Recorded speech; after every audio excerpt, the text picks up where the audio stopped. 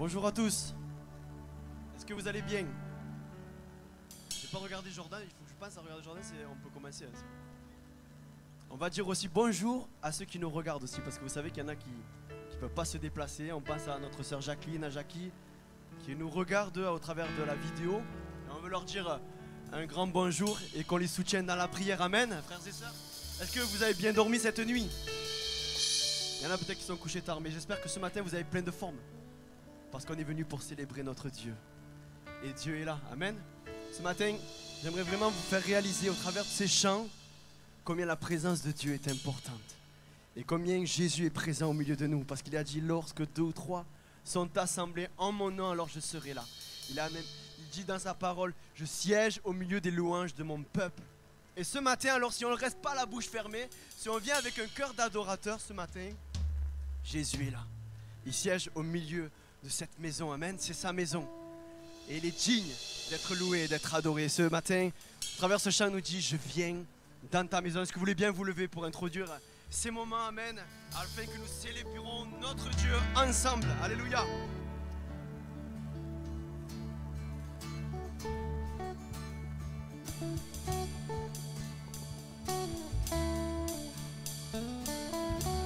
Oh, je viens dans ta maison, je veux te rencontrer,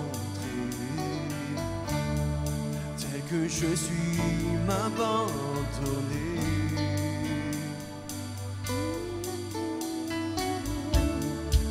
Alors que nous chantons, oh, ton esprit me remplit.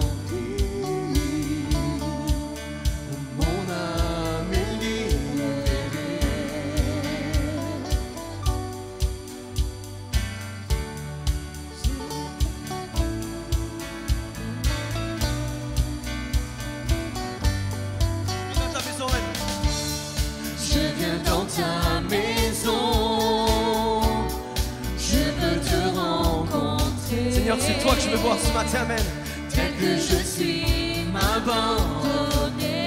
Oui, abandonne-toi ce matin dans les bras du Père.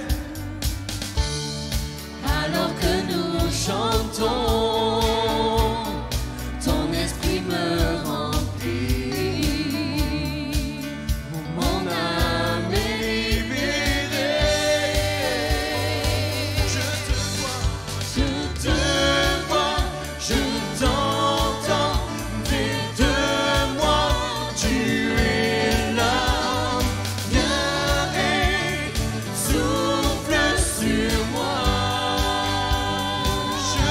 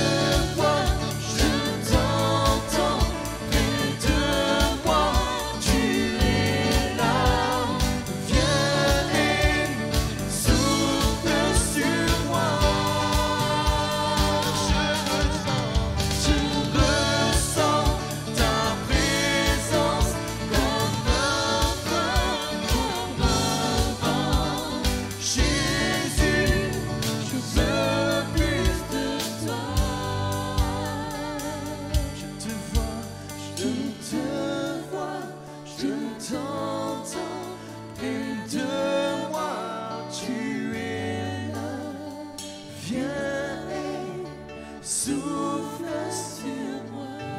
C'est mon désir. Je ressens ta présence comme un feu, comme un vent. Jésus, je veux plus de toi. Oh oui, Jésus. Jésus, je veux plus de toi. Plus de toi dans ma vie. Jésus, je veux plus de toi. Alléluia, Seigneur.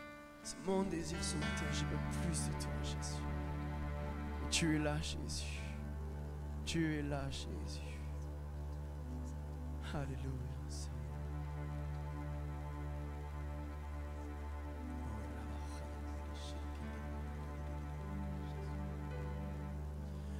Couronné, rayonnant de majesté, tout l'univers clame ta grandeur.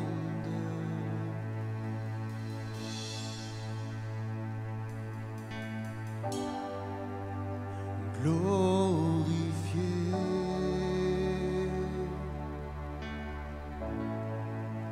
par les anges prosternés. Amen. Tu es assis à la droite du Père. Jésus, merveilleux nom, qui est semblable à toi, ô Dieu. Jésus, ton précieux nom est digne d'hommage.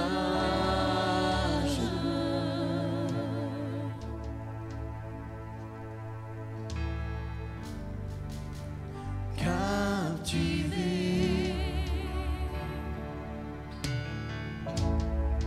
par l'éclat de ta beauté. Amen. Nos voix s'élèvent pour te rendre gloire.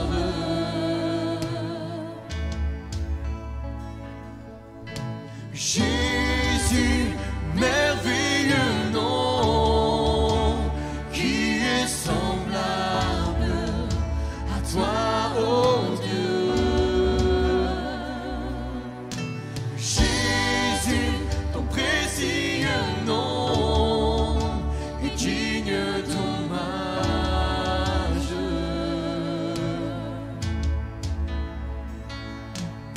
Jésus, merveilleux nom, qui est semblable à toi, ô Dieu.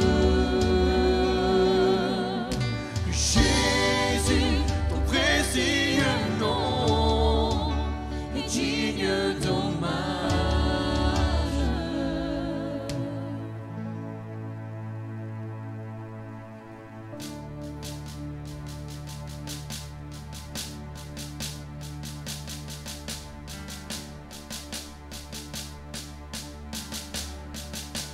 Consolateur, divin rocher, libérateur, prince de la paix, Dieu créateur, ô Fils bien-aimé, roi serviteur, Seigneur couronné, commencement ultime.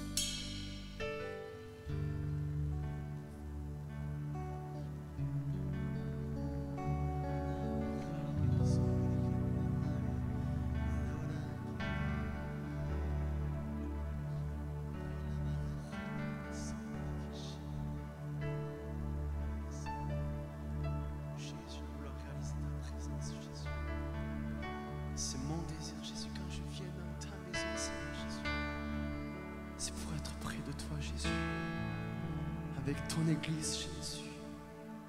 Unis, Seigneur, par le lien de ton sang, Seigneur Jésus. Nous sommes frères et sœurs en Christ, Amen. Et c'est notre désir ce matin, Jésus. Oui, je veux être, Seigneur, je veux être près de toi, Jésus.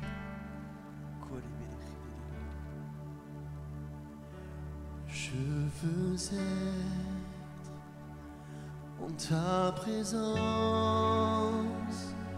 pour le connaître, pour mieux l'aimer. Je veux être en sa présence pour découvrir le Dieu d'éternité. Je veux être en sa présence, car j'y retrouve. Tu me rends libre, Jésus, et la liberté. Je veux être en sa présence. Rien dans ce monde ne peut la remplacer. Amen, les sœurs. Je veux être en sa présence pour le connaître, pour mieux l'aimer. Je veux être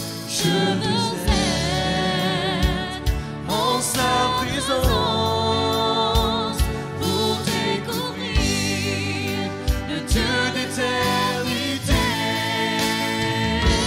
Je veux en sa présence, car j'y retrouve la liberté. Je veux être en sa présence. Rien dans ce monde ne peut la remplacer.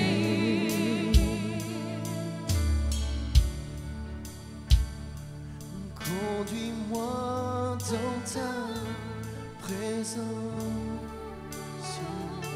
oh, guide-moi vers ta gloire. Je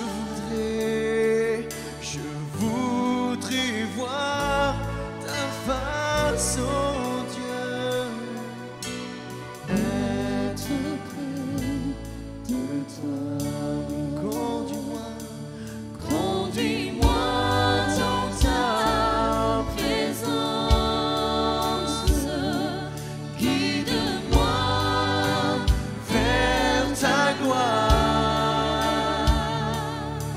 Je voudrais voir ta face, oh Dieu, être près de toi.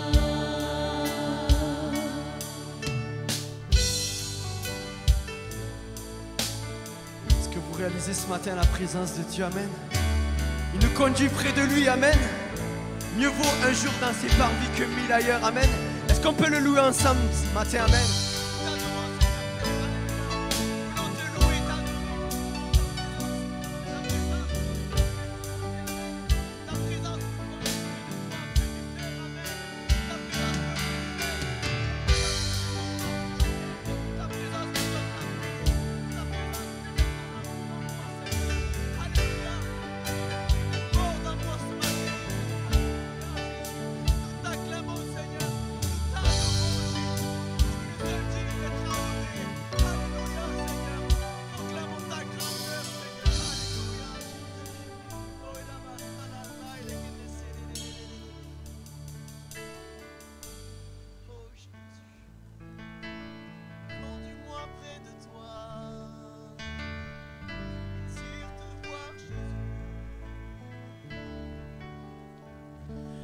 Conduis-moi dans ta présence, guide-moi vers ta gloire. Je voudrais voir ta face, oh Dieu, être près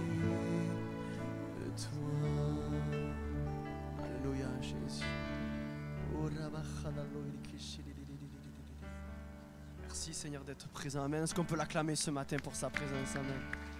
Il est digne, alléluia. Il est digne d'être présent. Alléluia, Jésus. Nous sommes renouvelés par ta présence ce matin, Jésus. Alléluia, Jésus. Voilà que des voix s'élèvent pour bénir Dieu. Amen. Mon frère, ma soeur, élève ta voix ce matin. Alors que Jésus est là, dis-lui combien tu l'aimes ce matin. Amen. Nous ne nous attendons pas. Prions les uns après les autres. Plusieurs à la fois. Parlons en langue ce matin. Racontons les merveilles de Dieu ce matin. Amen. Alléluia. Seigneur, nous célébrons tes louanges, Jésus. Qu'il est bon de sentir le Saint-Esprit ce matin à l'œuvre au milieu de nous. Qu'il est bon de sentir la présence de Jésus au milieu de nous. Amen. Comme cette femme le disait, si je pouvais toucher le bord de son vêtement, alors je serais guéri. Ce matin, rien de sentir ta présence, je suis renouvelé, béni. Tes bontés se renouvellent en moi. Amen. Je sens mon âme, alléluia, je sens mon âme restaurée, je sens mon âme se restaurer, alléluia. Je sens mon âme se renouveler en toi, Jésus. Qu'il n'y ait plus de place pour les choses du monde et qu'il y ait toute la place pour toi, Jésus, en moi, dans ma vie. Viens et déborde en moi, Jésus. Viens et déborde en moi, Seigneur. Que ta présence déborde en moi, Jésus. Alléluia, je n'ai pas de compromis, Seigneur. Rien avec les choses de ce monde, des choses des ténèbres, Seigneur Jésus. Et rien que des choses qui viennent du ciel, alléluia, Jésus. Des choses divines, amen. Alléluia, Jésus. Je vais demander aux frères qui ont été désignés pour préparer le repas du Seigneur s'approcher. Je vais lire un psaume ce matin. Et que nous puissions recevoir ce psaume dans nos cœurs, amen. Alléluia, Jésus.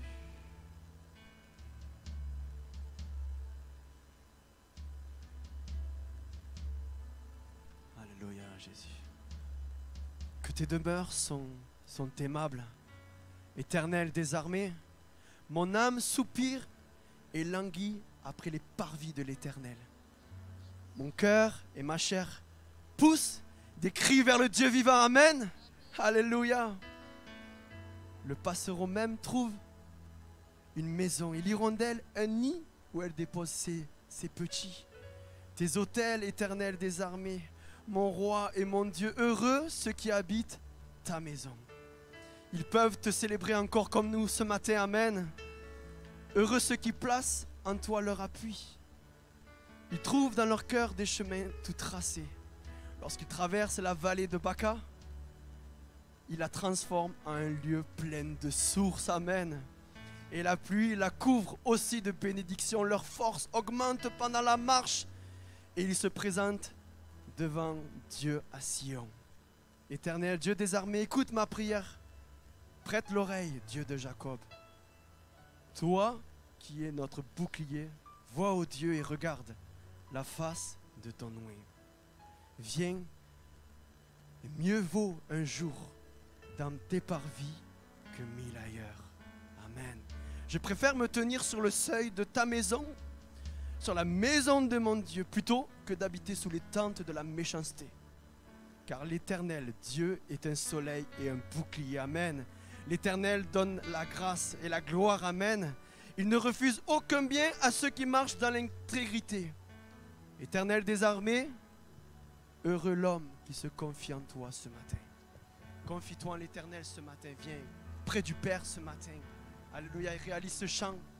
Réalise ces paroles. Fais de la présence de Jésus tes délices ce matin. Accapare-toi la présence de Jésus ce matin. Peut-être tu te penses loin de Dieu ce matin. Et viens Jésus. Viens Jésus. Viens près de lui. Frères et sœurs, ceux qui sont baptisés selon l'enseignement de la parole de Dieu, levons-nous à nos places. Levons-nous à nos places et nous allons nous rappeler ce que Jésus a fait dans nos vies. S'il n'y aurait pas eu la croix, il ne serait pas là aujourd'hui.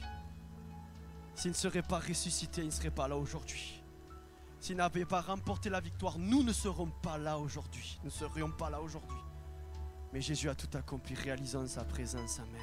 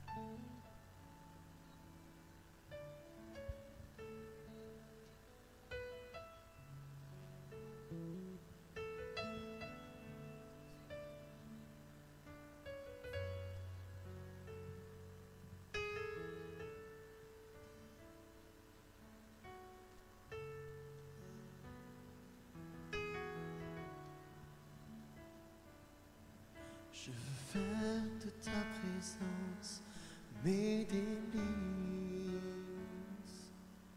Je veux faire de ta présence mes délices. Habiter dans ta maison, goûter combien tu es bon. Je veux demeurer dans ta présence, Seigneur. Je veux faire de ta présence mes délices. Je veux faire de ta présence mes délices. Habiter dans ta maison, goûter combien tu es bon. Je veux demeurer dans ta présence, Seigneur. Car un jour dans tes paris vaut mieux que mille ailleurs, vaut mieux que mille ailleurs. Je soupire et je languis après ta présence, Seigneur.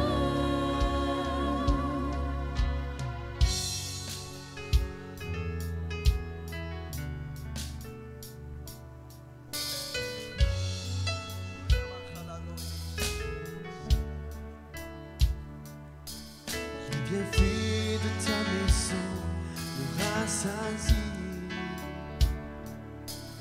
Les bienfaits de ta maison me rassasient. Tu es ce dont j'ai besoin. Tu es ma droite, mon soutien. Je veux demeurer dans ta présence, Seigneur. Les bienfaits de ta maison me rassasient. Les bienfaits de ta maison me rassasient. Tu es ce dont j'ai besoin. Tu es ma droite, mon soutien. Je veux demeurer dans ta présence, Seigneur. Car un jour dans tes paris vaut mieux que mille ailleurs, vaut mieux que mille ailleurs. Je soupire et je languis après ta présence, Seigneur. Car un jour dans tes paris vaut mieux que mille ailleurs, vaut mieux que mille ailleurs. Je soupire et je languis après ta présence, Seigneur.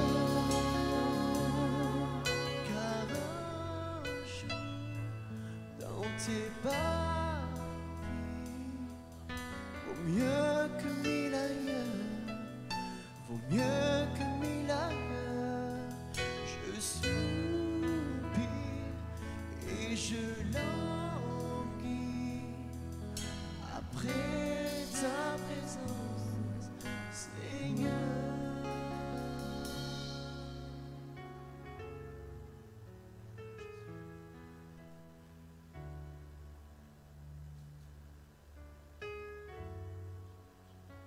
Merci Jésus, Amen. Merci. Ta présence fait du bien, Seigneur.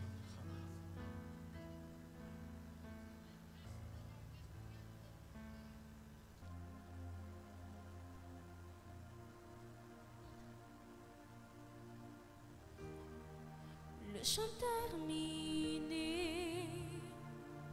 le rideau retombe, je viens simplement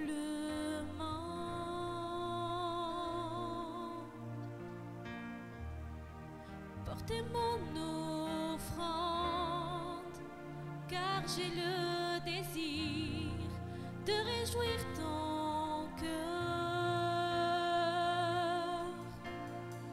J'apporte plus qu'un beau nos chants. Chanter ne suffit pas pour répondre à ton appel. Les apparences sont trompeuses, tu vois bien au-delà. Oh Dieu, tu sondes le cœur. Je reviens au cœur de la louange. Tout est centré sur toi, centré sur toi, Jésus. Oui, je renonce à tous mes faux semblants. Tout est centré sur toi, centré sur toi, Jésus. Est-ce qu'on peut se lever peut-être à notre place? Amen. Réalisons les paroles de ce chant. Il nous amène vraiment à nous recentrer sur Jésus, pas sur notre personne, mais sur la personne de Jésus. La véritable adoration, la véritable louange ce matin. Alléluia, Jésus. Tu peux exprimer ce matin, alléluia, ce dont tu es digne. Seigneur, nous venons devant toi, Jésus, amen. Roi d'éternité,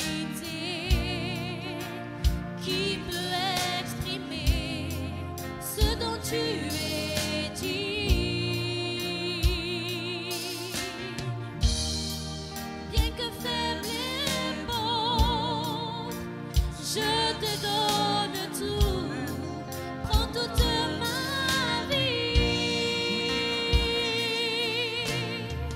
J'apporte plus qu'un beau chant, chanter ne suffit pas pour répondre à ton appel. Les apparences sont trompeuses, tu vois bien. Alléluia, tu regardes au cœur ce matin, amen. Oh Dieu, tu sondes Alléluia, sonde-moi ce matin, alléluia. Je reviens près de toi. Je reviens au cœur de la louange. Tout est centré sur toi, centré sur toi, Jésus. Oui, je renonce à tous mes faux semblants. Tout est centré sur toi, centré sur toi, Jésus. Tout centré sur toi. Alléluia, Jésus.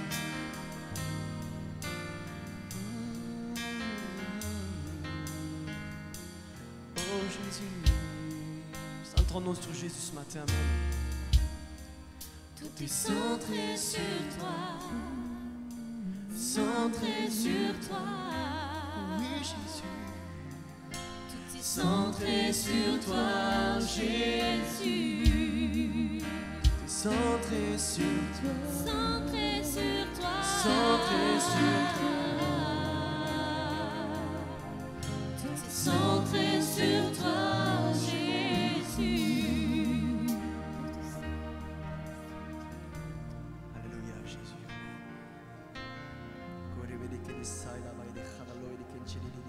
Ce matin, Jésus. Alléluia, Jésus. Alors entends mon cœur, mon esprit qui te loue. Entends le chant d'amour d'un enfant racheté. Je prendrai mes faibles mots pour te dire quel Dieu merveilleux tu es. Mais je ne pourrai pas te dire combien je t'aime. Alors entends mon cœur. Une dernière fois ensemble. Alors entends mon cœur, mon esprit qui te loue. Entends le chant d'amour d'un enfant racheté. Je prendrai mes faibles mots pour te dire quel Dieu merveilleux tu es. Mais je ne pourrais pas te dire combien je t'aime. Alors entends mon cœur. Mais je ne pourrais pas. Mais je ne pourrais pas te dire entends je t'aime. Alors entends mon cœur. Est-ce qu'on peut dire merci à Jésus ce matin, amen? Amen. Merci Jésus, alléluia. Merci Seigneur, alléluia. Jésus, entends mon cœur, alléluia. Amen, Et Seigneur. nous voulons t'entendre, Seigneur, maintenant, amen. Est-ce que tu me permets, Gloire à Sébastien? Dieu. J'aimerais demander à Jean-Yves, à notre frère Jean-Yves, si tu veux Amen. bien prier pour nous tous, amen, afin que le Seigneur vraiment touche nos cœurs au travers de sa parole ce matin et bénisse notre frère Sébastien, amen. Alléluia, amen, Jésus, amen.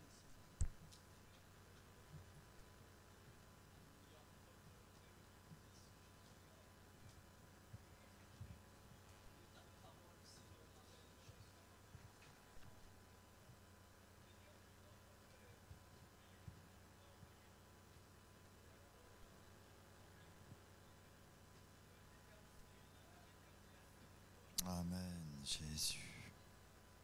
Alléluia. Merci. Amen. Amen. Hmm.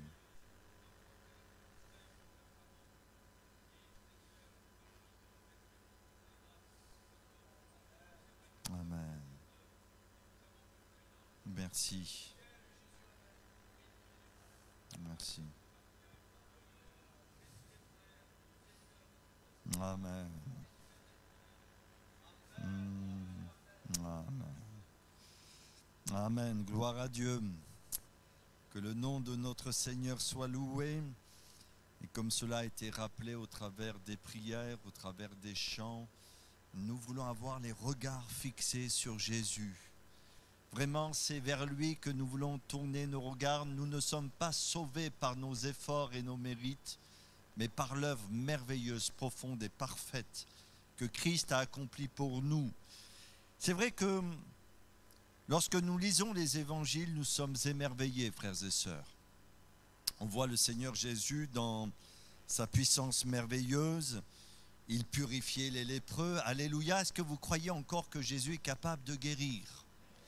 Il purifiait les lépreux, il intervenait pour les paralytiques, il multipliait les pains, etc., etc. Donc la puissance de Jésus se manifestait, nous le voyons dans les évangiles, et la Bible nous dit, Jésus est le même hier, aujourd'hui, et éternellement.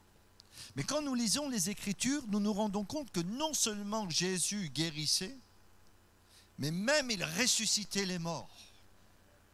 Quel bonheur pour nous d'appartenir à un sauveur si puissant, si avec son autorité capable de ressusciter même les morts.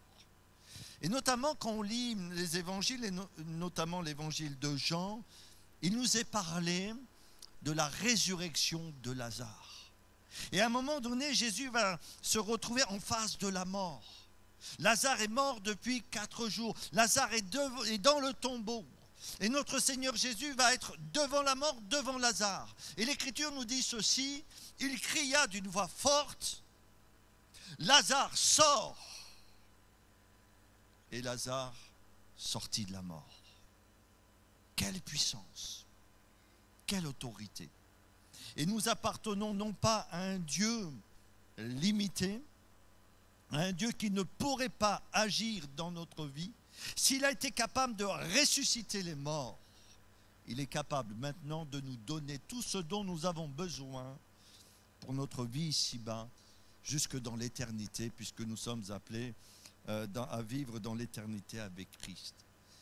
Alors il y aurait bien des leçons à retenir de cette résurrection de Lazare. Et je voudrais m'arrêter parce que vous savez qu'on parle de la prière en ce moment et nous allons continuer à parler de la prière. Je voudrais m'arrêter sur un enseignement de cette résurrection. Quand Jésus fut devant le tombeau de Lazare, il a parlé à Marthe. Et vous savez ce qu'il a dit à Marthe? Ôtez la pierre. Il y avait Lazare qui était dans la mort, Jésus qui voulait ressusciter Lazare, et entre ce que le Seigneur Jésus désirait et la réalisation de ce qu'il désirait, il y avait cette pierre qui fermait le tombeau de Lazare. Et Jésus va parler à Marthe, bien sûr, non seulement à Marthe, mais il va lui dire « ôtez la pierre ». Et le récit nous montre que le Seigneur Jésus s'est adressé, bien sûr, à ces personnes. Et cela m'amène à réfléchir, à méditer avec vous, et nous allons petit à petit venir sur ce sujet de la prière dont je voudrais vous parler ce matin, un aspect de la prière. Jésus n'était-il pas capable d'ôter la pierre? À mon avis, s'il était capable de ressusciter un mort, il était capable aussi de déplacer par sa puissance cette pierre.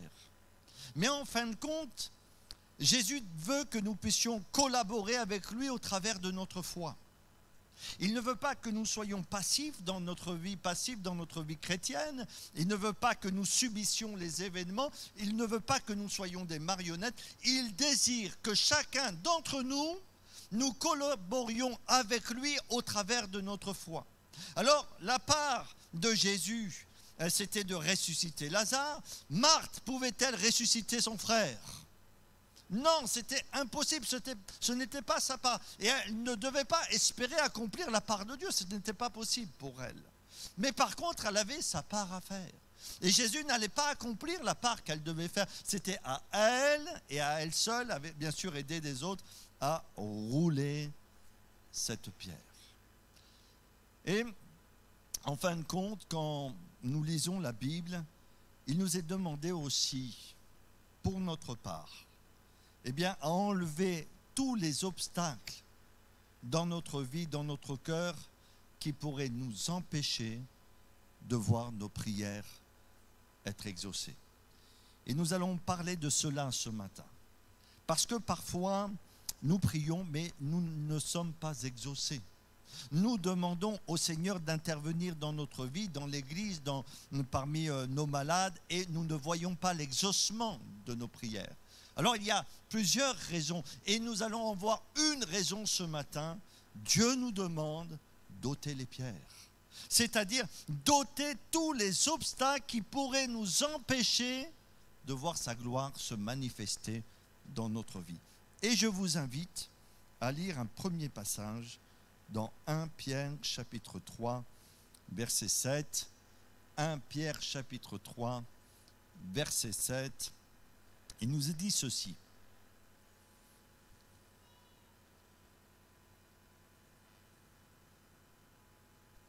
Marie, montrez à votre tour de la sagesse dans vos rapports avec vos femmes, comme un sexe plus fragile.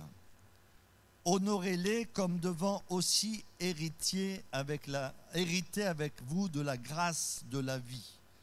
Qu'il en soit ainsi. Et nous lisons quoi maintenant? Qu'est-ce que nous lisons dans la parole de Dieu? Afin que rien ne fasse obstacle à vos prières. C'est-à-dire, sous-entendu, d'une manière très limpide, très claire dans la parole de Dieu, qu'il y a des choses dans notre vie qui peuvent faire obstacle à la réponse à la prière. Et Pierre ici, il enseigne, et nous allons y venir dans quelques instants parce que cela va faire partie de la deuxième partie de mon message, que des mauvaises relations dans le couple peuvent empêcher la bénédiction de Dieu dans notre vie. Et l'Écriture nous invite à nous débarrasser énergiquement, et comme l'enseigne notamment l'Épître aux Hébreux, de rejeter tout fardeau et tout péché qui nous enveloppe si facilement. Donc voilà, qu'il en soit ainsi, afin que rien ne vienne faire obstacle à vos prières. Enfin, soyez tous animés des mêmes pensées et des mêmes sentiments, pleins d'amour fraternel, de compassion, d'humilité. Ne rendez point mal pour mal ou injure pour injure. Bénissez au contraire, car c'est à cela que vous avez été appelés, afin d'hériter la bénédiction. Si quelqu'un en effet veut aimer la vie et voir des jours heureux, qu'il préserve sa langue du mal et ses lèvres des paroles trompeuses. Qu'il s'éloigne du mal et fasse le bien. Alléluia. Qu'il s'éloigne du mal et fasse le bien. Mon frère, ma sœur, est-ce que tu peux dire ce matin, je veux m'éloigner du mal. Je veux rejeter le mal. Je veux m'éloigner du mal et faire le bien dans ma vie. Avec l'aide du Saint-Esprit, avec la puissance de Dieu, je veux accomplir les œuvres bonnes que Dieu a préparées d'avance pour moi. Qu'il s'éloigne du mal et fasse le bien. Qu'il recherche la paix et la poursuive. Et au verset 12, il nous dit ceci, toujours concernant la prière, car les yeux du Seigneur sont sur les justes et ses oreilles. Vous écoutez ça? Un Dieu n'est pas, il a une oreille, il entend, ses oreilles ses oreilles sont attentives à leurs prières, mais la face du Seigneur est contre ceux qui font le mal. Alors que Dieu nous donne maintenant simplement de méditer quelques points concernant ce thème, concernant la prière et notamment les obstacles qui peuvent nous empêcher de voir nos prières exaucées. Alors, déjà, comment considérer cette parole du Seigneur Jésus qui nous demande, en fin de compte, d'ôter les pierres de notre vie? Nous avons parlé il y a quelques instants de Marthe, de Jésus, de ce que Jésus a dit à Marthe lorsqu'il s'est retrouvé devant le tombeau de Lazare. Et quand Jésus a dit ceci, vous pourrez le lire dans l'Évangile selon Jean, chapitre 11, lorsque Jésus a dit à Marthe, ôtez la pierre, quelle a été la réaction de Marthe? Seigneur, il sent déjà, car cela fait 4 jours qu'il est là. Donc nous voyons que dans ce passage de la Bible, dans un premier temps, il y a eu des reproches vis-à-vis du Seigneur. Puisque Jésus a tardé à venir, et quand Jésus est arrivé sur le lieu, bien Lazare qui était malade était maintenant mort. Et Marthe et Marie vont faire des reproches au Seigneur Jésus en disant ceci, mais si tu avais été là, mon frère ne serait pas mort. Donc dans un premier temps, il y a des reproches. Et nous savons que le Seigneur Jésus va continuer son œuvre jusqu'au moment où il va ressusciter Lazare. Mais nous voyons ici, lorsque Marie dit « Seigneur, il sent déjà, parce que cela fait 4 jours qu'il est là », il n'y a plus de reproches, mais il y a une résistance de la part de Marthe par rapport aux paroles de notre Seigneur Jésus. Et avec beaucoup d'humilité, nous sommes obligés de reconnaître que nous ressemblons bien souvent à Marthe. C'est-à-dire quand le Seigneur Jésus commence à nous parler de certaines choses de notre vie, parce que quand je parle d'obstacles, et comprenez-moi bien, frères et sœurs, ce matin, quand je parle d'obstacles, parfois le Seigneur nous demande quoi? Parfois le Seigneur nous demande d'abandonner quelque chose de notre vie qui lui déplaît. Parfois, le Seigneur va nous demander de couper une situation selon l'enseignement des Écritures. Si ton œil est pour toi une occasion de chute, arrache-le. Bien sûr, c'est symbolique. Parfois, le Seigneur Jésus va nous demander d'avoir des priorités dans notre vie. Puisque l'Écriture nous dit, cherchez d'abord le royaume de Dieu et sa justice. Ou alors, tout simplement, le Seigneur va nous demander, pour un temps, de délaisser certaines choses et accepter sa volonté. Donc, il y a une part de renoncement aussi dans notre vie. Et quand Dieu commence à nous parler de cette manière, en nous montrant les choses qui ne vont pas dans notre existence, qu'on a besoin d'abandonner, on a besoin de rouler ces pierres, bien, vous savez, la première chose qu'on fait, c'est quoi? On est comme Marthe. On fait de la résistance. Pourquoi on fait de la résistance? Pourquoi Marthe résistait aux paroles du Christ d'enlever cette pierre? D'abord par incrédulité. Seigneur, qu'est-ce que tu nous demandes là? Il sent déjà, c'est impossible, tu ne peux plus intervenir, il fallait venir avant, maintenant c'est trop tard Seigneur, maintenant c'est le temps du deuil, c'est le temps de tourner la page parce que notre frère est mort. Si tu avais été ici, cela serait différent. Maintenant, c'est fini. Donc déjà, on peut être saisi par l'incrédulité dans notre vie et dire non, ce n'est pas possible. Et quand je dis ce matin que Jésus guérit, il ne faut pas le croire simplement intellectuellement, frères et sœurs. Il faut le vivre dans notre corps et dans notre cœur. Et l'incrédulité doit être brisée. Aussi, ce message parfois, quand Jésus nous parle, nous met mal à l'aise.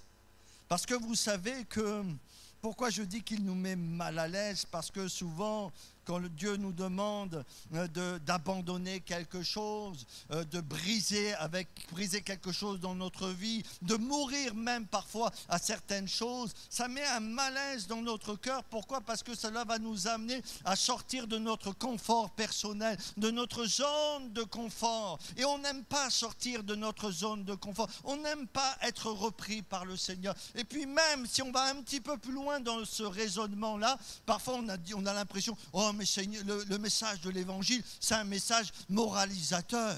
Moi, j'ai pas envie qu'on me fasse la morale. J'ai envie d'être libre. J'ai envie de faire ce que je veux. J'ai envie d'avoir la bénédiction de Dieu et vivre aussi dans le monde. Donc, ça me met mal à l'aise. Il y a certaines choses comme ça qui nous piquent en fin de compte. Et les paroles de Christ, parfois, elles sont tellement tranchantes qu'on a des choix à faire. Cela aussi peut occasionner de la tristesse. Je dis ceci pour arriver petit à petit à considérer bien qu'il est essentiel de se débarrasser de certaines choses dans notre vie pour voir la gloire de Dieu. Ça peut engendrer de la tristesse. Vous connaissez cette histoire de ce jeune homme riche qui vient vers Jésus et en fin de compte qui lui pose une question: comment hériter la vie éternelle? Et Jésus va aller sur son terrain dans un premier temps. Est-ce que tu as observé les commandements, etc. Oui, j'ai observé ces choses dès ma jeunesse. Et ensuite, toujours dans cette conversation, dans ce dialogue avec notre Seigneur Jésus, Jésus va lui dire, voilà, il te manque une chose. Ah, il me manque une chose et ensuite c'est bon, j'aurai la vie éternelle. Vends tout ce que tu as. Donne-le aux pauvres. Et tu auras un trésor dans le ciel, et suis-moi. Le Seigneur voulait qu'il se débarrasse de quelque chose ici qui avait pris la place de Dieu dans son cœur. Ce n'est pas le problème de l'argent, c'est le problème de l'idolâtrie. Et vous savez ce qu'a fait ce jeune homme? La Bible nous dit qu'il fut affligé dans son âme et qu'il s'en alla tout triste. Et quand on prêche l'évangile, et quand on parle du Seigneur, il faut vraiment que le Saint-Esprit soit à l'œuvre et que notre cœur soit ouvert, parce que c'est toujours un message de bonne nouvelle. Mais lui, ce n'était pas une bonne nouvelle pour lui, parce qu'il n'a pas compris les richesses supérieures célestes par rapport aux richesses de la terre. Et il est parti tout triste. Donc c'est encore de la résistance par rapport aux paroles du Seigneur. On voit aussi que cela peut être malheureusement un refus catégorique. Dieu nous parle, mais on s'entête, on refuse, on fait vraiment de la résistance et on lutte avec Dieu. Quand Dieu a parlé à Caïn, il lui a dit ceci: le péché se couche à ta porte. Genèse chapitre 4, verset 7, le péché se couche à ta porte. Mais toi, domine sur lui. Il a refusé d'entendre Dieu lui parler. Il a résisté. Et Caïn va tuer son frère Abel. Et puis des fois, avec Dieu, on est dans la négociation. Oui. On est dans la négociation un petit peu, vous savez, comme dans l'histoire de Moïse et de Pharaon, où Moïse vient et lui dit « Laisse aller mon peuple » et Pharaon, à chaque fois qu'il y a une plaie, « Oui, bon, maintenant j'ai compris que vous devez partir », mais bon, il trouve toujours un moyen pour essayer de négocier avec Dieu, comme si on pouvait négocier avec le Seigneur. Et jusqu'au moment où il a été obligé de céder. Quand Jésus parle à Marthe, et Marthe lui fait cette réponse, ils sont déjà... Cela fait 4 jours qu'il est là, il sent déjà, la mort avait déjà frappé. on voit que la réponse de notre Seigneur, c'est une question. Marrant quand même. Il va lui poser une question et c'est cette question que Christ nous pose aussi. Et en fin de compte, à tous les raisonnements que nous pouvons avoir, que j'ai cités il y a quelques instants, Jésus a une réponse pour nous et c'est une question.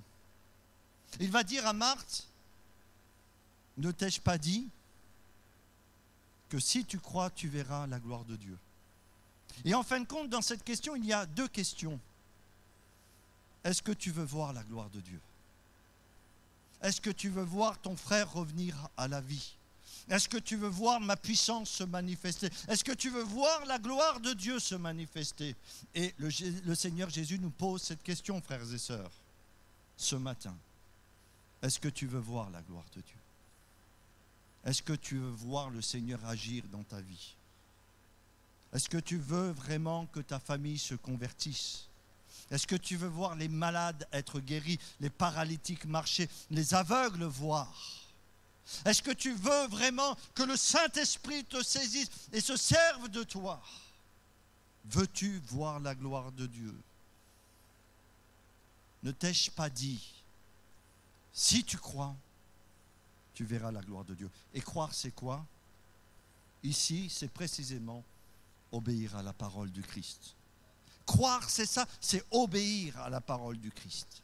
Parce que on voit en fin de compte que Jésus lui dit ôtez la pierre et ensuite il parle de la foi. Et il y a une relation étroite entre ce que Jésus nous dit et la foi. Et la foi, c'est de croire que si elle ôte la pierre, Dieu se manifestera. Et il en est de même pour nous, frères et sœurs. Si on ôte toutes les pierres de notre vie, tous les obstacles, toutes les choses qui nous handicapent, qui nous empêchent d'aller de l'avant avec le Seigneur, qui, en fin de compte, noircissent nos pensées et qui agissent au plus profond de nos croyances, si on enlève toutes ces choses, le Seigneur Jésus se manifestera dans sa puissance et dans son amour. Alors on va voir trois choses aujourd'hui. On va voir trois obstacles très simples concernant la prière et qui pourraient nous empêcher de voir la gloire de Dieu. Le premier obstacle, bien tout simplement, c'est le péché. C'est le péché. Sous toutes ses formes, petit ou grand. Parce qu'aux yeux de Dieu, le péché, c'est le péché. Et dans le livre d'Ésaïe, il y a une image qui nous frappe, qui nous parle, qui nous interpelle, frères et sœurs. Il y a cette image des Écritures qui nous amène à réfléchir concernant notre propre vie et à nous examiner. Le prophète dit ceci: « Ah non, la main de l'Éternel n'est pas trop courte. Ce sont vos péchés qui vous cachent sa face et vous empêchent de vous écouter. » Alors je ne sais pas à quoi penser le prophète lorsqu'il a décrit cette image « Non, la main de l'Éternel n'est pas trop courte ». On peut imaginer, essayez de me suivre dans mon imagination, on peut imaginer un homme qui se trouve dans un précipice et en face de lui, il y a un autre homme qui lui tend la main. Et puis on peut imaginer que malgré toute la bonne volonté, la main de cet homme est trop courte pour le secourir. Mais Ésaïe dit ceci: non, non, la main de l'Éternel n'est pas trop courte. Et détruisons cette conception de notre cœur, qu'il y aurait une situation trop difficile pour notre Seigneur. Celui qui a créé la lune, les étoiles, dans le psaume, verset 8, verset 4, il est dit ceci: quand je contemple, le psalmiste dit ceci, quand je contemple la lune, les étoiles, le Créateur, quand il contemple toutes ces choses, il réalise la grandeur et la puissance de Dieu. Et celui qui a créé la lune, les étoiles, le soleil et tout ce qui s'y trouve et sur cette terre, ne serait-il pas capable de manifester sa puissance pour nous? Ne serait-il pas capable de pourvoir à nos besoins? Ne serait-il pas capable de nous donner tout ce dont nous avons besoin pour vivre dans la sainteté de Dieu? Bien sûr que si. Alors il est où le problème? Eh bien le problème, il est décrit ici. L'obstacle est mentionné d'une manière très claire, ce sont vos péchés. Alors il y a les péchés qui ont été traités à la croix du calvaire, merci Seigneur. Mais parfois dans la vie chrétienne, on peut laisser des choses s'installer petit à petit dans notre vie. des attitudes, des pensées, des manières d'agir, des manières de vivre, des manières de se comporter, des manières de juger les autres aussi. Un manque d'amour, de la dureté de cœur. Alors le péché, c'est une question sérieuse. Il faut faire attention à cette notion de la grâce qui voudrait nous amener à croire, parce que nous vivons sous la grâce, que nous pouvons faire n'importe quoi de nos vies et vivre n'importe comment. Non, la main de l'Éternel n'est pas trop courte, frères et sœurs. Et parfois, eh bien, nous devons les uns et les autres lutter contre le péché qui veut nous engloutir. Il faut traiter le péché parce que c'est une question importante aux yeux de Dieu. Alors oui, il faut traiter le péché d'une manière extérieure, c'est-à-dire dans notre manière de vivre, notre manière de parler, notre manière de nous vêtir, notre manière de vivre avec les autres, nos relations avec les autres. Il faut traiter le péché d'une manière extérieure. Mais est-ce que c'est suffisant de traiter le péché d'une manière extérieure? Et non. Il faut traiter aussi le péché d'une manière intérieure. Et nous avons parlé la semaine dernière notamment de cette expression que Jésus a utilisée en parlant des religieux de son époque. Il va leur dire « sépulcre blanchi ». Parce qu'à l'extérieur, ils étaient beaux, mais à l'intérieur, des ossements desséchés. Et en fin de compte, on pourrait croire, nous, eh bien que, ah, mais bien sûr, frère, c'est moins grave de pécher à l'intérieur de notre corps, de notre cœur, qu'à l'extérieur. Alors c'est sûr que sur un plan humain, ben, j'ai envie de dire, vous avez raison, hein. C'est moins grave de penser à tuer quelqu'un à l'intérieur de nous que de le tuer. Et on ne va pas vous condamner pour quelque chose que vous n'avez pas fait physiquement dans ce monde. Mais aux yeux de Dieu, vous avez réfléchi déjà à cela? Comment Dieu voit les choses? Comment Dieu voit nos péchés intérieurs? Voit nos pensées qui sont souillées? Comment Dieu voit ces choses-là? Eh bien, la Bible nous dit ceci. Si un homme regarde une femme pour la convoiter, il a déjà commis un adultère dans son cœur. Donc pour le Seigneur, il n'y a pas de différence entre les péchés extérieurs et les péchés qui pourraient se retrouver dans notre cœur.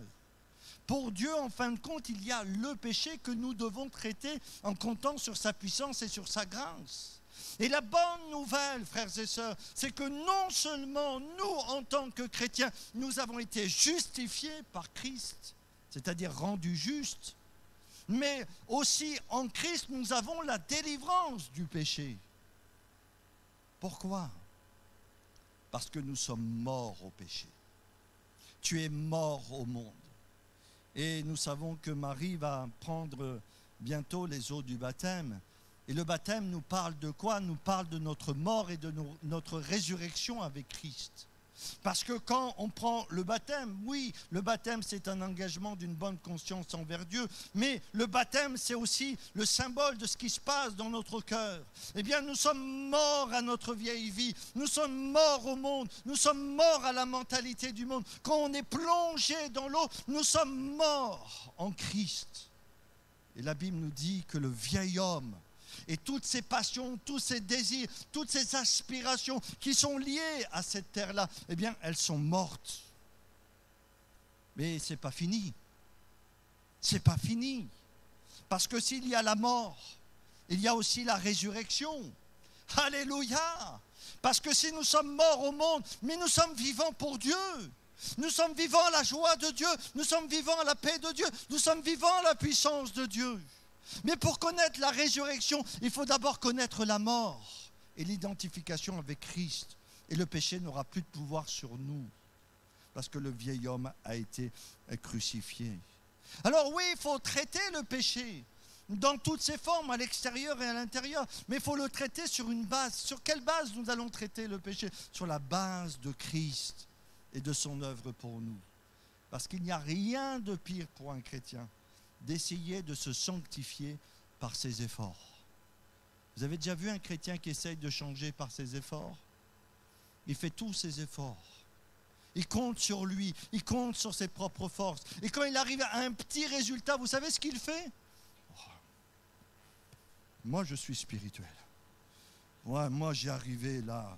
Et puis, il regarde un peu de côté son frère comme ça. Il dit, ouais, tu vois, moi, Seigneur, je ne vais pas me vanter, mais je suis un peu mieux que l'autre. Mais ça, c'est la sanctification par la chair. Et au bout d'un moment, quand on veut marcher par la chair et qu'on veut faire des efforts pour plaire à Dieu et qu'on veut faire des efforts pour changer, qu'on veut faire des efforts pour prier, qu'on veut faire des efforts pour ceci, des efforts pour cela, eh bien on tombe soit dans l'orgueil, soit dans le légalisme, soit dans la frustration. Parce que sans Christ, on ne peut pas y arriver. Il faut, et j'aime bien le dire, pardonnez-moi peut-être d'insister, mais j'aime bien dire ceci, la vie chrétienne, ce n'est pas un changement simplement, ce n'est pas une amélioration, c'est une mort et une résurrection. Et tant que tu ne te regardes pas comme mort au péché, tant que tu ne te regardes pas comme mort au monde, Paul va dire, je suis crucifié pour le monde et le monde est crucifié pour moi. Tu ne vivras pas dans la liberté d'enfant de Dieu. Parce que ton cœur sera partagé entre le monde et le Seigneur. Et tu n'iras pas très loin. Mais Dieu veut t'amener à voir clair sur ces choses-là et à réaliser qui tu es maintenant en Christ. Tu es une nouvelle créature. Dis non au monde, dis non au péché pour voir la puissance de Dieu se manifester dans ton cœur et dans ta vie. Donc, premier obstacle, le péché. Rejetons tout péché sur la base de la grâce, sur la base de la puissance du Saint-Esprit et marchons par l'Esprit pour ne pas accomplir les œuvres de la chair. Rejetons le péché à l'extérieur, rejetons le péché à l'intérieur de nos vies en comptant sur Jésus. Est-ce que vous êtes d'accord avec moi, frères et sœurs? Est-ce que vous êtes comme Marthe? Oh Seigneur, ce message ce matin, ça me dérange. Oh Seigneur, je fais de la résistance. Ah Seigneur, ces pierres, je ne veux pas les déplacer dans ma vie. Moi, j'ai mon petit péché mignon. Et j'aime bien ce petit péché-là. Mais pourquoi, Seigneur, je m'en débarrasserai? Personne ne le sait. Personne ne sait ce que je vis. Et puis, je fais de mal à personne. Non. C'est entre toi et Dieu. Et rien n'est caché aux yeux de Dieu. Rien n'est caché. Le deuxième obstacle que je voudrais partager avec vous, c'est, en fin de compte, nous l'avons lu dans le premier passage de Pierre, le deuxième obstacle qui empêche d'être exaucé dans nos prières, ce sont des mauvaises relations avec nos semblables. Si tu n'as pas de bonnes relations avec les autres, ça ne peut pas marcher. Ça ne peut pas marcher. Et dans ce passage de la Bible que nous avons lu, il est parlé notamment des relations dans le couple, afin que rien ne fasse obstacle à nos prières. La vie chrétienne normale, c'est quoi? La Bible nous dit dans Romains, par exemple, chapitre 12, ne pas rendre le mal pour le mal, mais de chercher le bien devant tous les hommes. Et l'Écriture aussi ajoute, bien sûr, de ne pas nous venger nous-mêmes, de laisser la colère agir. Si ton ennemi a faim, donne-lui à manger, etc., etc. Mais soyez en paix avec tout le monde, autant que cela dépend de vous. Ça, c'est les relations normales du chrétien. Et la Bible va loin. Elle nous dit ceci, si tu dis de ta bouche, si tu dis dans l'église, si tu dis dehors que tu aimes Dieu et que tu n'aimes pas ton frère, si tu dis tu aimes Dieu, si tu chantes le matin, si tu pries à l'église en disant j'aime Dieu, si tu dis le Seigneur est mon Dieu, mon roi, mon rédempteur, mon sauveur, si tu dis tu aimes Dieu et tu n'aimes pas ton frère, vous savez ce que dit la Bible? Quelqu'un le sait? Tu es un menteur. Et on ne peut pas concevoir la vie chrétienne sans ce rapport avec les relations avec les autres. Et le Seigneur nous montre bien que si nous avons des mauvaises relations les uns avec les autres, des mauvaises relations dans notre couple, des mauvaises relations dans nos familles, les mauvaises relations dans l'église, des mauvaises relations avec l'extérieur, si on ne manifeste pas l'amour de Jésus, ça sera des obstacles qui nous empêcheront de voir la gloire de Dieu agir dans notre vie. Amen.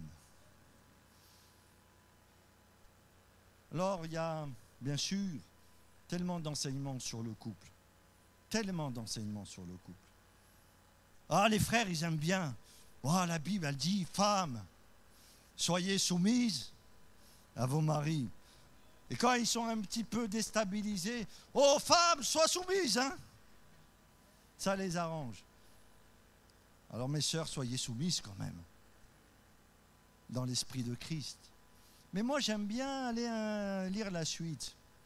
Parce que la suite, oh là là, elle m'interpelle tellement. Peut-être même elle me dérange. Parce qu'il est dit, Marie, aimez vos femmes comme Christ a aimé l'Église. Oh, c'est pas l'amour-passion simplement. C'est pas l'amour sentimental, c'est pas l'amour passager, c'est pas l'amour qui nous arrange, c'est pas l'amour qui veut profiter, c'est pas l'amour qui fait les choses par intérêt, c'est l'amour de Christ. Et quand on regarde comment Christ a aimé l'Église, vous savez comment Christ a aimé l'Église? La Bible nous dit qu'il n'y a pas de plus grand amour que de donner sa vie pour ses amis. Et l'amour de Christ a été jusqu'à donner sa vie pour que l'Église existe. Un amour désintéressé au plus haut point. Eh bien, il te dit, mon frère, tu dois aimer ta femme de la même manière que Christ a aimé l'Église. Alors vous avez besoin de la grâce de Dieu, vous avez besoin de l'aide de Dieu, vous avez besoin de l'action du Saint-Esprit, d'accord. Mais c'est ce que le Seigneur nous demande.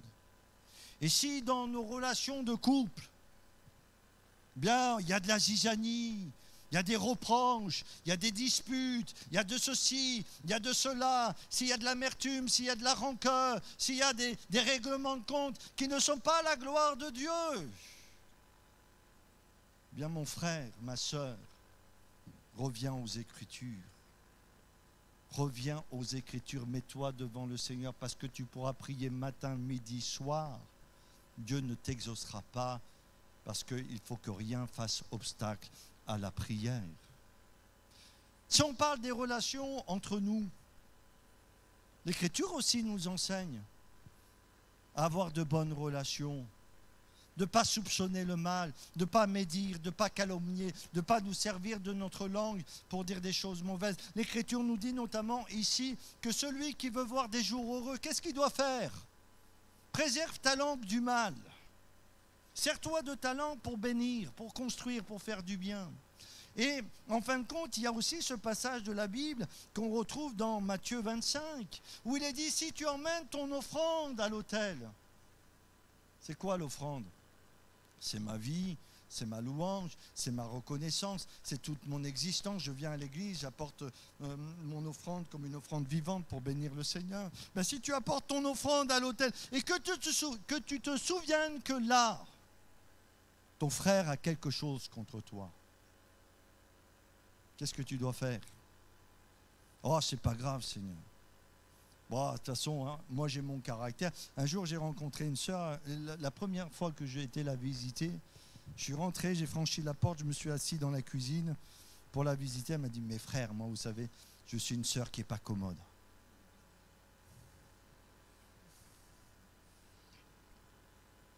J'ai avalé ma salive. J'ai dit, alléluia, je suis crucifié. Mais si tu sens qu'il y a quelque chose dans ton cœur, ben la Bible nous dit non, laisse ton offrande là.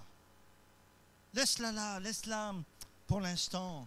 Le temps, c'est le temps d'avoir de bonnes relations. C'est le temps de la réconciliation. C'est le temps du pardon. C'est le temps de la restauration. C'est le temps de vivre des relations selon le Seigneur Jésus. Et ensuite, tu vas venir et tu pourras apporter ton offrande et Dieu bénira. Et le feu de Dieu du ciel, comme au temps d'Élie, descendra sur toi et tu seras visité par le Saint-Esprit. Amen. Alléluia. Alors faisons attention à nos relations. Ayons de la bienfaisance, de la déférence, de la vérité aussi. C'est vrai que la Bible nous dit d'avoir de l'amour, mais aussi de la vérité. Et quand il y a des choses qui ne sont pas à la gloire de Dieu, il faut dans la vérité le dire aussi. ne faut pas faire la politique de l'autruche et avoir la tête dans le sable, parce que ça, à long terme, ça ne marche pas. Donc que Dieu nous donne d'avoir de bonnes relations, bien sûr basées sur la parole de Dieu. Ça va, vous me suivez? Est-ce que ce message, comme Marthe, vous met mal à l'aise ou pas? Ça va? Est-ce que vous êtes prêts à ôter les pierres, à ôter les obstacles? Vous êtes prêts vraiment à faire tout ce que le Seigneur nous demande? Ne t'ai-je pas dit que si tu crois, tu verras ma gloire? Et la dernière chose que je voudrais partager, le dernier obstacle, ce matin, il y en aurait beaucoup d'autres, mais c'est les doutes. Les doutes, c'est un obstacle, puisque la Bible nous dit que celui qui s'approche de Dieu doit croire que Dieu existe et qu'il récompense ceux qui le cherchent. Et j'ai retenu notamment ce passage de la Bible dans l'épître de Jacques, au chapitre 5. Il nous est dit ceci: si quelqu'un d'entre vous manque de sagesse, qu'il la demande à Dieu, et Dieu lui donnera tout simplement, sans reproche. Dieu se manifestera dans sa puissance, mais qu'il la demande avec foi. Et Jacques va utiliser une image pour celui qui doute. Il va dire qu'il est un homme semblable, au flot de la mer, agité dans un sens et dans un autre. Et l'Écriture va dire ceci, qu'il ne s'imagine pas surtout. Qu'il ne s'imagine pas qu'il recevra quelque chose de la part du Seigneur. Oui, notre Seigneur peut pourvoir à tous nos besoins. S'il nous manque quelque chose, sachez que cette chose qui nous manque, elle est entre les mains de Dieu. Dieu peut te donner un travail. Oui, Dieu peut te donner un travail. Dieu peut te donner l'intelligence que tu as besoin pour réussir tes études. Dieu peut te donner la sagesse. L'Écriture nous dit, si tu manques de sagesse, Dieu va te la donner. Dieu est capable de te donner la vigueur pour ton corps, les forces pour que tu puisses continuer la marche jusqu'au bout. Moi, je le crois. Et quand Abraham, quand Dieu lui a fait la promesse, à un moment donné, son corps était déjà usé. Mais malgré l'usure du temps, Dieu l'a renouvelé par sa puissance, l'a renouvelé dans son corps pour qu'il puisse avoir un enfant. Et il ne considéra pas que son corps était déjà usé, mais il croyait que Dieu pouvait le fortifier même dans son corps. Donc, quel que soit ton besoin, si tu manques quelque chose, si tu manques de sagesse, si tu manques de force, si tu manques de détermination, si tu manques de persévérance, si tu manques de quelque chose, c'est entre les mains de Dieu. Et Dieu veut te le donner tout simplement et sans reproche. Parce que notre Dieu, il est grand, il est rempli d'amour. Vous savez, il y a des gens qui sont riches et ils pourraient donner, mais parce qu'ils ne sont pas pleins d'amour, ils ne le font pas. Mais notre Dieu est riche en toute bénédiction et nous sommes bénis de toutes sortes de bénédictions dans les lieux célestes en Christ. Et non seulement il est riche, mais il veut les partager avec nous. Mais demande-le avec foi. Ne laisse pas le malin mettre le doute dans ton cœur. Ne laisse pas l'ennemi te ravir la parole de Dieu. Ne laisse pas le monde façonner ta mentalité en te disant « mais ce n'est pas possible ». Ce n'est pas possible. Ils sentent déjà, c'est fini, c'est trop tard. Tu ne sens pas, Jésus, l'odeur de la mort. Tu ne sens pas cette odeur qui est là. Mais pourquoi tu veux qu'on enlève cette pierre? Cela va servir à rien. Non, mon frère, non, ma soeur. Et laissons la parole de Christ pénétrer dans notre cœur ce matin. Laissons Jésus nous visiter. Et ce que tu n'es pas capable de faire pendant 10 ans, en 2 minutes, Jésus peut le faire pour toi. En 2 minutes, même pas en 1 seconde, il peut le faire pour toi. Parce qu'il est puissant, il est merveilleux. Le doute, l'incrédulité, c'est un obstacle que nous devons rouler. Et bien souvent, nous sommes prisonniers de ces doutes et de cette incrédulité. Permettez-moi 2 minutes pour finir. Je voudrais vous dire, on ne doit pas vivre une vie chrétienne intellectuelle et psychique. Ce n'est pas parce qu'on a plus de connaissances de la Bible qu'on vit mieux avec Dieu. Ce n'est pas parce qu'on fait des études et des études et des études de la Bible sur des thèmes et des thèmes et des thèmes qu'on vit mieux avec Dieu. Parce que la foi, ça s'expérimente. Tu peux tout savoir sur la guérison, tu peux tout savoir sur les temps de la fin, tu peux connaître toutes les doctrines du monde protestant. Si tu ne vis pas la puissance de Dieu dans ta vie, si tu ne vis pas, si tes yeux de ton cœur ne s'illuminent pas pour que Dieu te révèle maintenant qui tu es en Jésus, eh bien toutes tes connaissances intellectuelles ne te serviront à rien. On a besoin du Saint-Esprit. On a besoin que Jésus se révèle au milieu de nous. On a besoin d'abandonner ces choses qui l'humilient, ces choses dans notre vie qu'on sait coupables et qui nous empêchent de voir la bénédiction de Dieu. Que rien ne fasse obstacle à vos prières. Merci Seigneur. Ne t'ai-je pas dit que si tu crois, tu verras la gloire de Dieu. On va chanter un dernier cantique, on va prier quelques instants. On va baisser les têtes, fermer les yeux. Et mon frère, ma soeur, je ne sais pas comment tu as reçu ce message ce matin. C'est bien parfaitement moi que j'ai prêché. J'ai un peu bafouillé, des fois je m'emporte, des fois ma voix monte dans les aigus. J'ai essayé du mieux possible de transmettre la parole de Dieu. Je ne sais pas comment tu as reçu ce message en disant « Oh, Seigneur, Seigneur, je sais déjà ces choses. » Ou alors peut-être quelqu'un tout simplement dit « Oh, mais c'est trop moralisateur pour moi. Moi, mon péché, je l'aime bien. » J'aimerais tellement que le Saint-Esprit te révèle ces choses maintenant. On va baisser les têtes. On va fermer les yeux. Je vais faire un appel.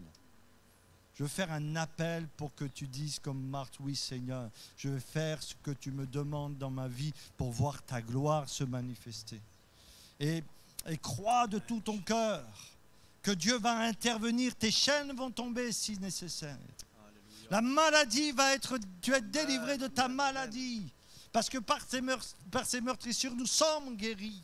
Peut-être le fardeau, le problème qui pèse sur ton cœur, qui est là, qui t'empêche de te réjouir dans l'assemblée des justes, eh bien, il va être ôté de ta vie. Roule la pierre ce matin pour voir tes prières exaucées.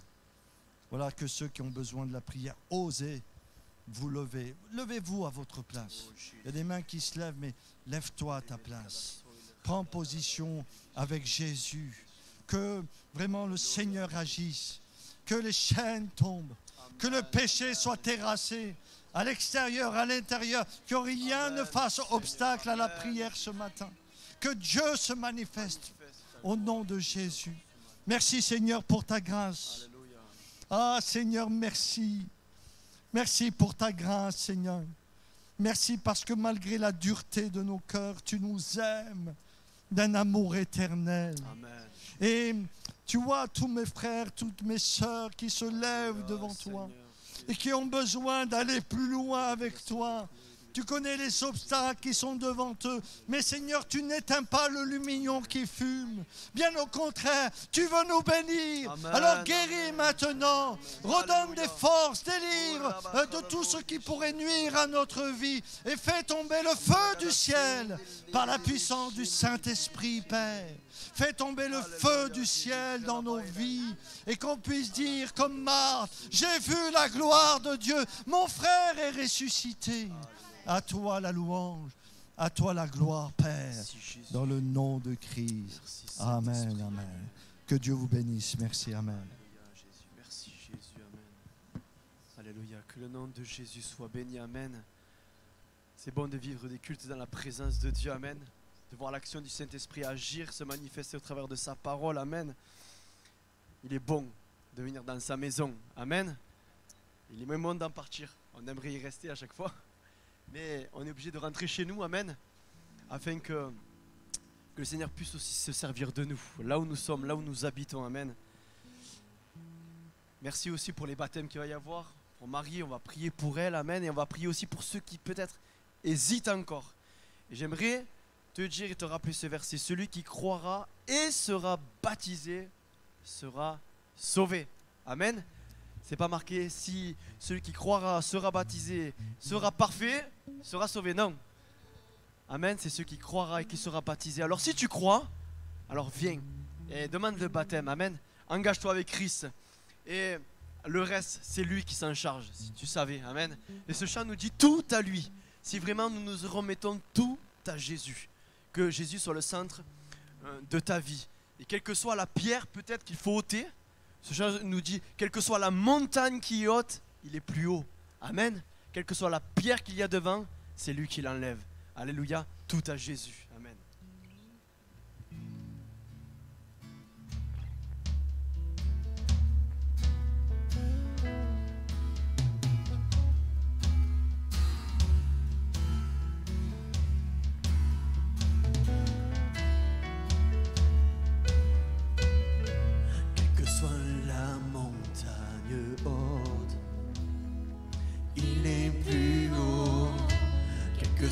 Le fardeau si grand, il est plus grand, quelle que soit la vallée profonde, il est plus profond, bien plus que nous croyons.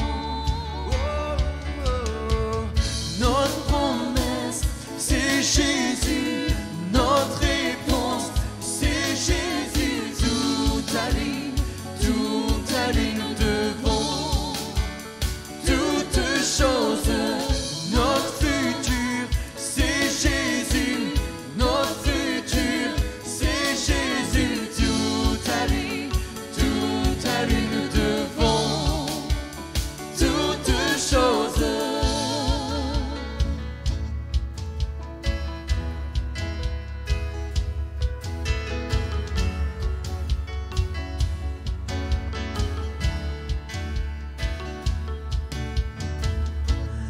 Soit la crainte qui s'approche, il est plus proche, quel que soit le doute qui est fort, il est plus fort, quelques batailles qui nous font face, il a tout conquis, bien plus que nous croyons.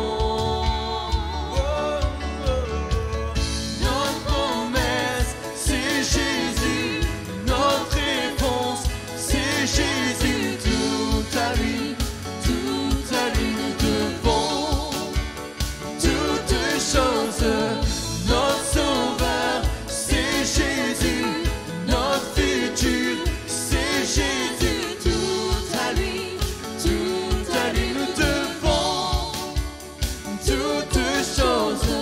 Nous connaissons le grand Dieu et nous servons le grand Dieu. Nous devons au seul Dieu toutes choses, tout à lui. Nous connaissons le grand Dieu et nous servons le grand Dieu. Nous devons à ce grand Dieu toutes choses, tout à lui. Notre promesse, c'est Jésus, notre réponse, c'est Jésus, tout à lui. Nous devons toutes choses. Notre sauveur, c'est Jésus, notre futur, c'est Jésus, tout à lui, nous devons toutes choses.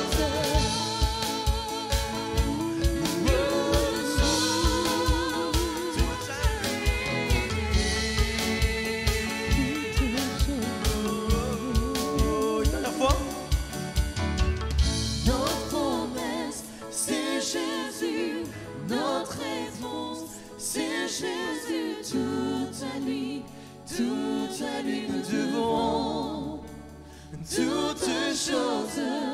Notre sauveur, c'est Jésus, notre futur, c'est Jésus, tout à lui, nous devons toutes choses. Amen. Alléluia. qu'à lui. Amen. On vous souhaite un bon dimanche et que le Seigneur vous bénisse et vous accompagne tout au long de la semaine. Amen.